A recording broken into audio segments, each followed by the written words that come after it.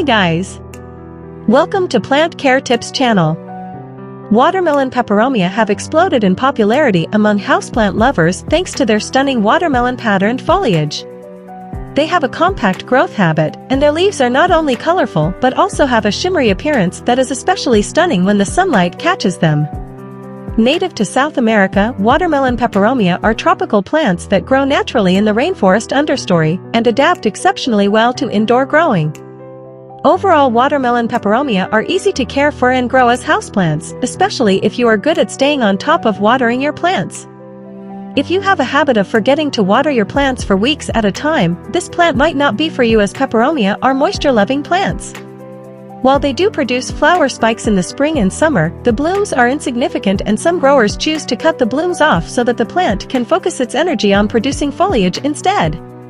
Choose a location for your watermelon peperomia that receives bright to medium indirect light. They should not be exposed to prolonged periods of direct sunlight, as their leaves are prone to burning. While they can survive in lower light conditions, their leaves will be smaller and the growth will be more leggy. These peperomia do well in most standard potting mixes as long as they are well draining, but can also hold some moisture. Avoid soil that is formulated for plants that prefer a drier soil like cacti and succulents, as it won't absorb enough water to sustain the plant. A 1:1 mixture of peat moss and perlite will also work for watermelon peperomia.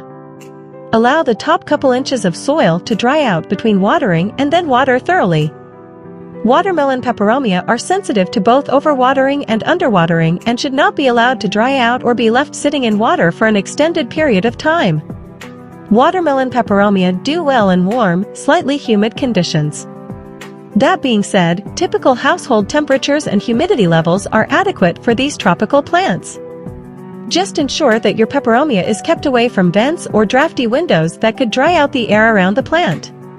These peperomia can benefit from regular fertilization during the growing period. Use a balanced liquid fertilizer every 2 to 4 weeks during the spring and summer. These plants are susceptible to a number of common houseplant pests and diseases. Fungus gnats and sap-sucking pests such as mealybugs, scale, and aphids can all be problems for watermelon peperomia. These peperomia are also sensitive to overwatering and can develop root rot quickly if their watering is mismanaged. What are common problems with watermelon peperomia? Let's talk about this now. Problems with watermelon peperomia are usually a result of improper watering or pest damage. Otherwise, watermelon peperomia are relatively problem-free. Curling leaves. Curling leaves are usually an indication that your plant is drying out too much, or that the leaves are getting too much direct sunlight. Drooping leaves.